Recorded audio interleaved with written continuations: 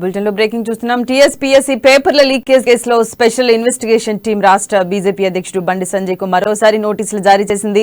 TSPSC పేపర్ల leakage వ్యవహారంపై బండి సంజయ్ చేసిన ఆరోపణలకు తగిన ఆధారాలు ఇవ్వాలంటూ నోటీసులు ఆదేశించింది. రేపు సిట్ ఎదుట విచారణకు రావాలని బండి సంజయ్ ను సిట్ ఆదేశించింది. కాగా ఈ కేసులో బండి సంజయ్ కు సిట్ గతంలోనే నోటీసులు జారీ చేసింది. అయితే పార్లమెంట్ సమావేశాల సందర్భంగా హాజరు కాలేనని సిట్ కు బండి సంజయ్ లేఖ రాయగా తాజాగా మరోసారి నోటీసులు జారీ చేసింది.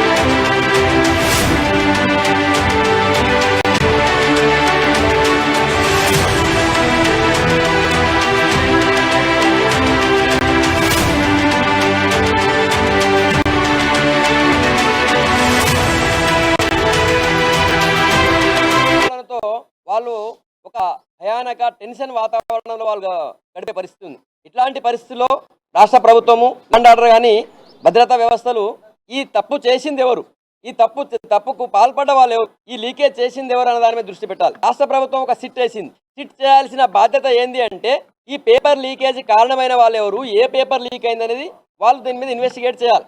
కానీ ఇప్పుడు రాష్ట్ర ప్రభుత్వం వేసినటువంటి సిట్, రాష్ట్ర ప్రభుత్వము ముఖ్యమంత్రి కనుసన్నల్లో నడిచేటువంటి సిట్, ముఖ్యమంత్రి సైగా ప్రకారం పనిచేసేటువంటి సిట్, ఆ సిట్ ఇప్పుడు ఇందులో దొంగల్ని పట్టుకునే ప్రయత్నం చేయట్లేదు.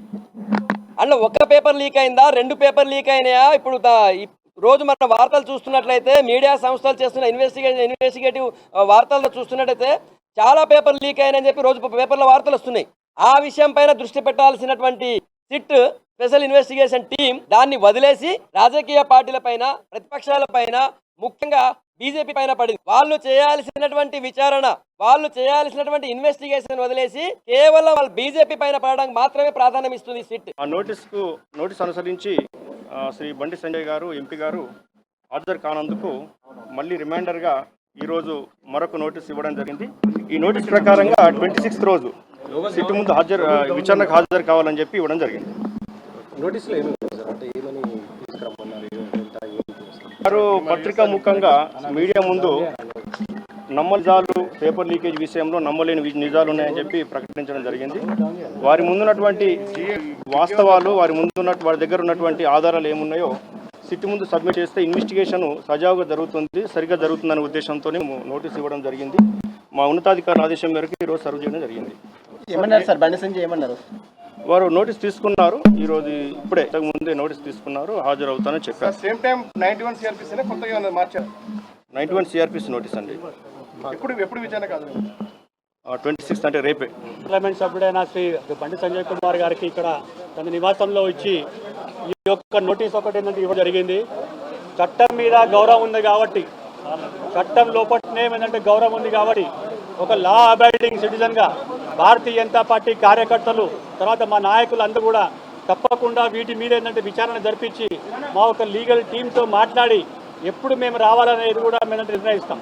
అంతేకాకుండా పార్లమెంట్ జరుగుతున్నప్పుడు ఇవాళ ఇక్కడికి వచ్చి మరి ఏంటంటే ఇక్కడ ఇదే ఏంటంటే నోటీస్ ఏంటంటే అతికించి మేము మీకు ఇచ్చినాం కదా, మీరు ఏంటంటే పార్లమెంట్ జరుగుతున్నా కూడా ఇక్కడ రావాలని చెప్పి, ఈ యొక్క ఇన్వెస్టిగేషన్స్ రావాలని చెప్పి భారతీయ జనతా పార్టీ తీవ్రంగా ఖండిస్తుంది.